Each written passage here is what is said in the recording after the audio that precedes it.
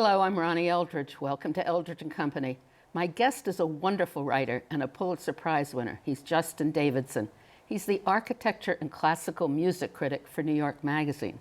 He's the author of Magnetic City, which in its title purports to be a walking companion to New York. But in reality, it's so much more. So welcome. Thank you. Okay. You call it a magnetic city because I think you're starting with 9/11 and the devastation and the overwhelming depression or whatever. And then the gradual development, and under Bloomberg, it becomes the shiny city that everybody wants to come to or live in or something like that, right? Yeah, I mean, I think that its magnetism goes back to its origins. Long. I mean, It's always been, yeah. The story of the city is about all the people who came here. And people come here for all different reasons. But I think that one thing that 9/11 crystallized was the degree to which people all over the world have a sense of ownership, of investment in the city, even when they've never been here. Sometimes it's just, they've seen it on TV or in the movies, but they actually have an incredibly textured and rich sense of what the city is from all those things. And I think that makes it unlike almost any other city in the world, that it exists in the popular imagination all over the world. And so it's a magnet for people who are following that. And it exists as a current and growing, always exciting city. I mean, it doesn't exist as a historical, wonderful appreciation. Right. I mean, one of the interesting things about doing this book was how much time I spent in the past. But in fact, people have always come here for what it is in the present, but even more for what it's becoming. It's always this thing that's leading to the next iteration of New York. And so people are always looking at what's happening and bemoaning it too. I mean, that sense of being excited about the future and also being desperate about it has been part of the history of the city going back to the 17th century. I love that when you talked about the sheen that now exists in New York, and it's like an apartment that's been painted over and over again, but still underneath it are the old walls. So underneath it is like old infrastructure, and it's giving us so many problems. Yeah, I mean, we feel this every day, just getting on the subway. The guts, the core of the city is old and in need of repair. So there's this feeling of being in a really contemporary modern city, which it is, but that's overlaid on all of these layers of history. And what was exciting about writing the book was how much you can feel that, how much you can go to any street corner, that I take you to, but really almost anywhere in the city, and live that moment incredibly intensely. It's a sensual experience, right? You can, hear the people walking by, you can smell somebody's cup of coffee, you hear the, bus stop. And it's very much like right then, but if you step back a little bit, you can feel all of the ghosts, all of the iterations of the city that have been there before, and this sense of possibility. The way, the book is so well written, and it is, as you said, a combination of history, psychology, everything. But the way you organized it, I really love. It's like, you've got it into 7 walks, right? And then 4 interludes. When I felt comfortable doing the book at the point where I realized that I could take the genre of a walking tour and treat it as a framework, the way you might take a detective novel or a spy novel or a biography or something and blow it out and kind of play with it. And I had a lot of things I wanted to say about New York, but it wasn't clear to me at the beginning how to organize that. When I saw that I could do it as a set of walking tours, that felt very natural because I like doing that anyway, and I like, but what it did was it made it possible for me to tell stories about the city, and to tell them by moving through it. So I picked the specific walks I did according to 3 criteria. One was that it had to make sense physically, geographically. I had to be able to move from point A to B to C in a way that made sense, usually on foot. The second was that I wanted to tell a story in chronological order, and that story had a theme. So the geographic, the chronological, and the thematic. And that's not an easy thing to do. Hopefully readers won't even notice that, but it was important to the way I conceived it. So the walk through the financial district, covers a lot of landmarks. And it tells the story of the way money in all of its different incarnations has shaped the physical city. through the various kinds of economic structures we've had. And so each chapter is organized that way. There are many other walks I could have done, but those were sort of the ones that presented themselves as the best opportunities to do that. Financial ran through the whole book. I mean, well, as you said, it's a very important underpinning of what goes on in Manhattan, isn't it? Or the city. Yeah, I mean, cities are born for a number of reasons, sometimes because they're, on fertile river plains, or, because in the mythology, there was a major military victory or a god arrived there or something. But the founding document of New York is a real estate deal between the Dutch and the Lenape. I think that fact that basically it was always economic considerations that led to the founding, but especially the growth of the city, and the continuous growth over 400 years. That has really that has been the framework that controls everything. So when I hear people today complain that the money people are taking advantage and they're building the city to their specifications, they're not wrong. It's just it always has been that way, and that's really in the DNA of the city. So I don't think that's new. Yeah. So you go from the financial district to the liquid, you call it, the liquid city? Yeah, the waterfront. And the waterfront and which Governor's Island. Which are connected. Right there. Right. Yeah, because that's how it started. I mean, they're connected Trading. geographically, Yeah. but they're also connected because, the water was the source of trade and then later, the industry, and now leisure, which is such a big part of the city's magnetism and is so much part of sort of the picture of the post-industrial city. It's had such an interesting history. You do the West Side a little bit because of the High Line and Chelsea, but I mean, it's taken so much and it's gone through all these different overlaps, which you described so well. I mean, it's just very interesting.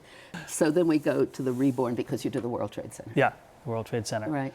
And this was, the book grows out of the work I've done as architecture critic at New York Magazine, which, it was a wonderfully privileged job for many reasons, but partly because it really has allowed me to drill down and focus on, my parochial turf, which just happens to be New York. So I'm a local reporter in many ways. And I've had to look at everything about the physical city from the smallest, sort of from the scale of the garbage can and the bench, to the scale of the skyline and super tall towers and regional transit, all of those things. The challenge was to find a way to incorporate all of that stuff that I did as a magazine critic in bits and pieces into something continuous. And that was definitely part of the challenge at the World Trade Center because it evolved so fitfully. But I really wanted to tell the story of its rebirth and reconstruction and step away from the way it's often been covered in terms of the politics of that, which were so tormented and tortured. It's been done beautifully and in depth, and I didn't feel the need to go over that terrain again. And really look at what that area is, partly in relation to what it could have been, and people who followed that are sort of often perpetually disappointed, but also to look at just what it is and what it's becoming now. And I spent a lot of time during construction going back and back and back and watching it emerge. And to see something get hand built at that scale, because, as high tech as these buildings are, it still means there's somebody in a hard hat and a, fluorescent vest banging things. And to watch people put that stuff together by hand, I remember being on the 90th floor, an open concrete slab of One World Trade with the wind howling through, and it's a pretty awesome thing. The height doesn't bother you? No, I can handle it. But you also talk about resilience, and you show other cities, major cities that were destroyed by fire or an earthquake, and how they still get rebuilt, right? Was that in this chapter? Yeah, that goes through the book because I've been really struck by the flexibility that New York has had to bounce back, to keep reinventing itself, to keep shifting direction, to play on its strengths. I mean, New York has been hammered so many times. You know, I have in the financial district chapter, I have a section on the 1835 fire, which is not one of these historical events that is burned into the memory of most New Yorkers, but was in fact not only devastating, but potentially a city killer. You know, far worse as a term. It basically burned the entire business district of New York, which was, you know, its lifeblood. And really, that could have doomed it. But, you know, within a couple of years, it bounced back. People saw that it was necessary to build, you know, up until then it had sort of been a kind of temporary city. Everything was kind of slapped together. And now people saw, well, if you're going to rebuild, you have to build a permanent city. And so New York kind of became greater after that. And each thing, you know, Hurricane Sandy and 9/11 and the 2008 recession, I mean, we have felt the damage of all those things. I don't mean to minimize the trauma of each one of those things, and it ruined people's lives and killed people. But in the long term, overall, New York has really managed to find a way out of those things. I mean, after 9/11, you know, we forget, but people said the era of the skyscraper is dead. Nobody's going to want to go to work or live in a tall building again. Clearly, that didn't happen. How long did that last? Yeah. But underneath it all, it's all the builders, isn't it? It's still the money that starts at some point. What comes first? I think, you know, Is it's it the money, but I think that there's a kind of optimism that is woven into the fiber of the city, because investing in real estate is a statement of optimism. And it has to reflect a general feeling, because then nobody else would use it. yeah, No one would use it. And Right. you know, one of the things we complain about when we complain about New York is how hard life is.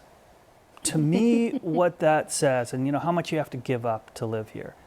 To me, that says that people really still want to live here, and they're willing to give up a lot, you know, because New York still confers benefits of all kinds.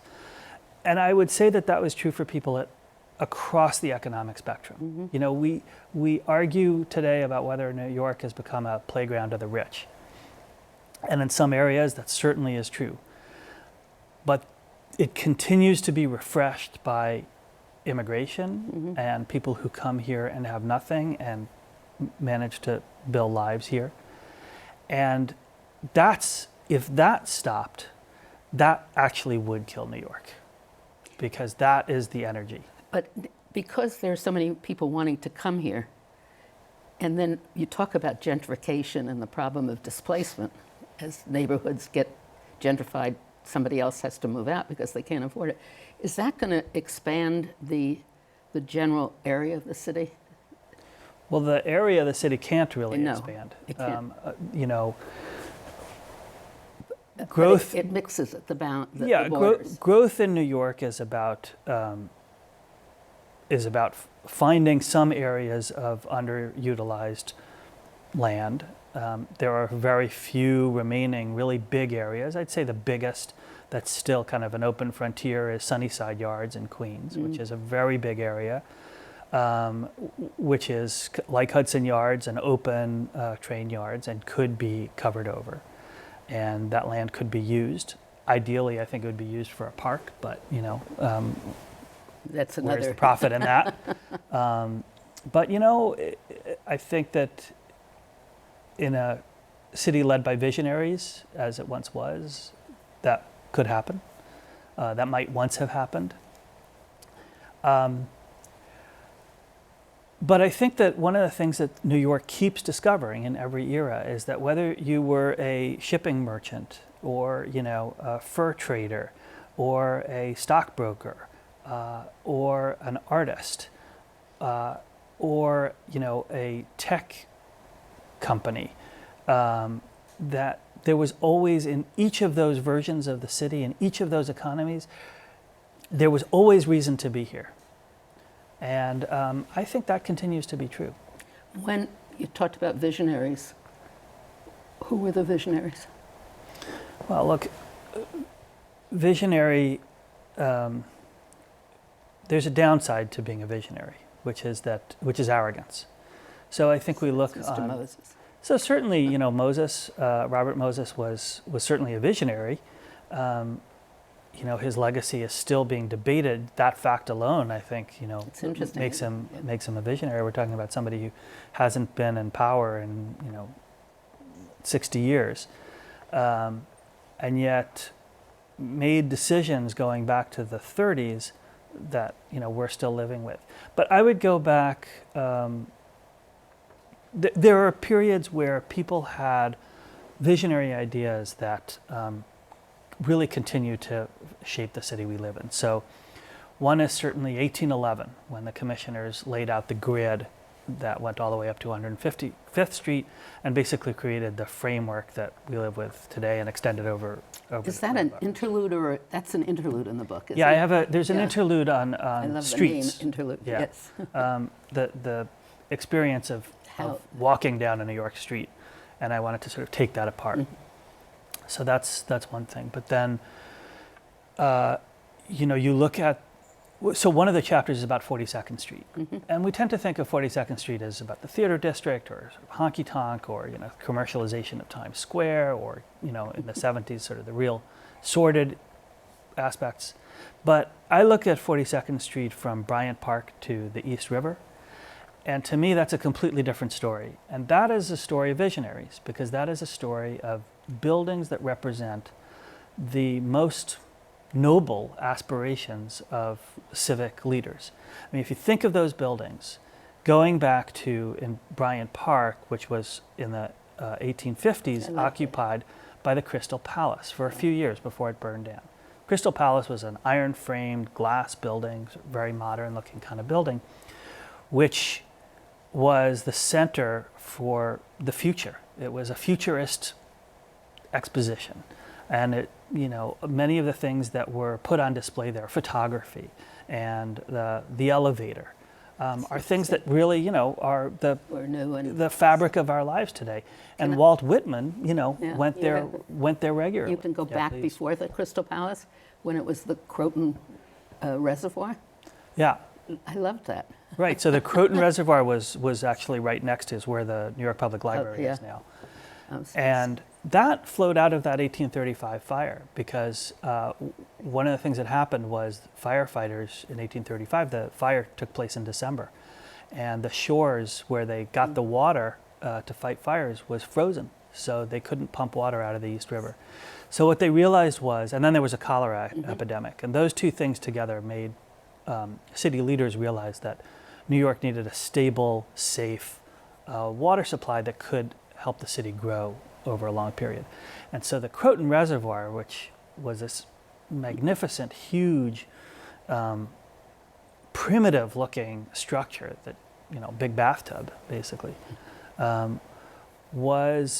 represented this water system that allowed the city to grow, for years. And you've got Walt Whitman again, who went up to the battlements of the Croton Reservoir, looked out over the water on one side and over the city to the other. And at that time, it was the outskirts of the city, really. And he looked out and he said, "I can see this future city.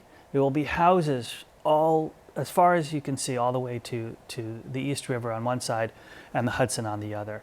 And that city will be as great as London or Paris." And it will keep changing. We don't know how, but the one thing we know was that this place, this Croton Reservoir, these huge, massive walls will endure forever beyond all those houses. Of course, the opposite happened. That so got taken down. I didn't mean to interrupt you. So let's go. The next. Well, I mean, after but that's the Crystal Palace. So 42nd Street. There's the Crystal Palace. There's the Croton Reservoir, Right. and then the New York Public Library. Imagine. At the turn of the 20th century, when people were living, in many cases, 10 to a room, in abysmal circumstances, with very little access to education, to reading material of any kind.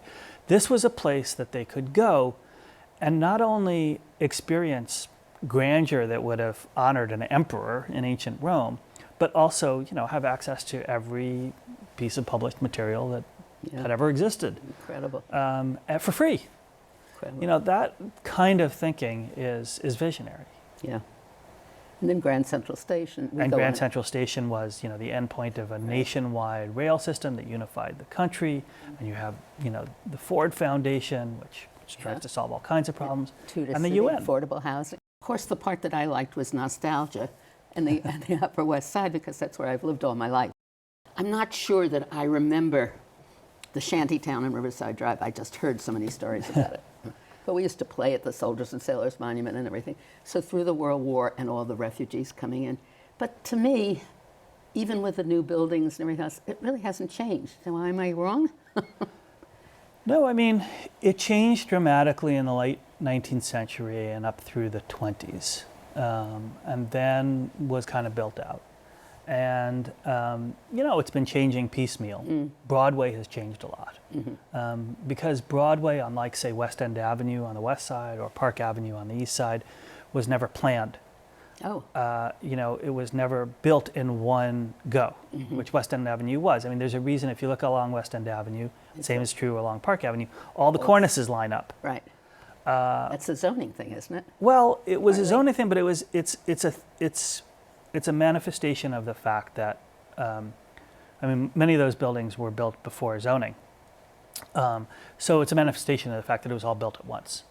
And Broadway was, you know, there'll be tall buildings and little ones and, you know, little stores and 8-story tenements and apartment buildings and, you know, all these commercial things. And it happened piecemeal, which is why you get this very, you know, jagged skyline, which we would ideally like to preserve. And that's getting harder because zoning basically establishes the maximum you can do. And then everything is going to be at the maximum. And so it starts to get evened out. So visionaries also have to include the engineers who have made building these high skyscrapers for residential use. They're visionaries, I guess. Yeah, sure. Yeah. I mean, you know, one of the interesting things writing about architecture is that you have to learn something, or at least ask the people who know something about all of these disciplines that, you know, are part of this incredibly complex network of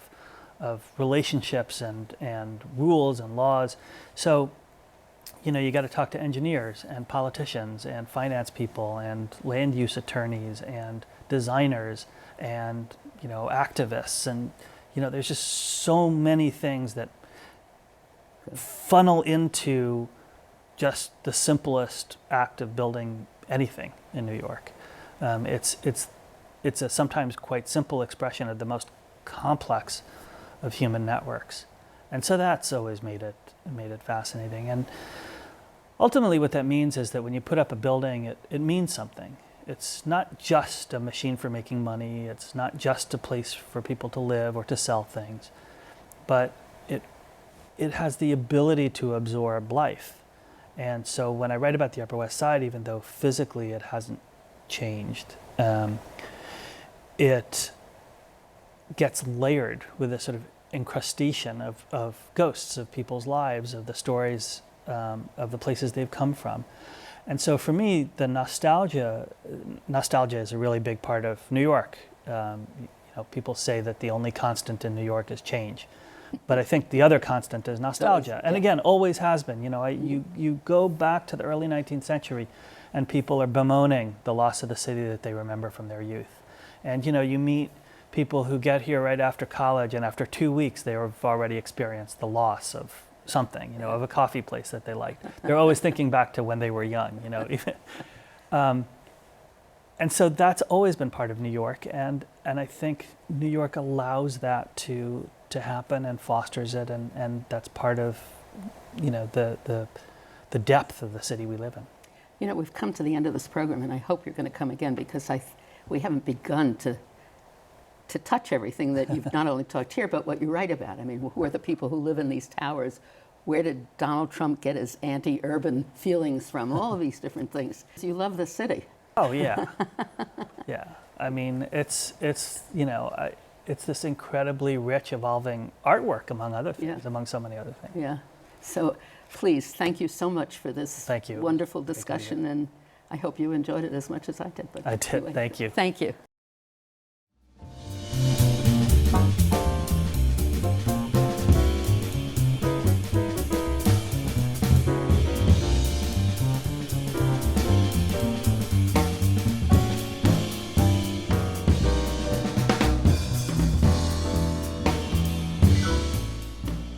We at CUNY TV always like to hear from our viewers. So if you have any subjects you'd like to explore or people you'd like to hear, please let us know. Write to us at CUNY TV, 365 Fifth Avenue, New York, New York, 10016, or go to our website, cuny.tv, and click on Contact Us. We look forward to hearing from you.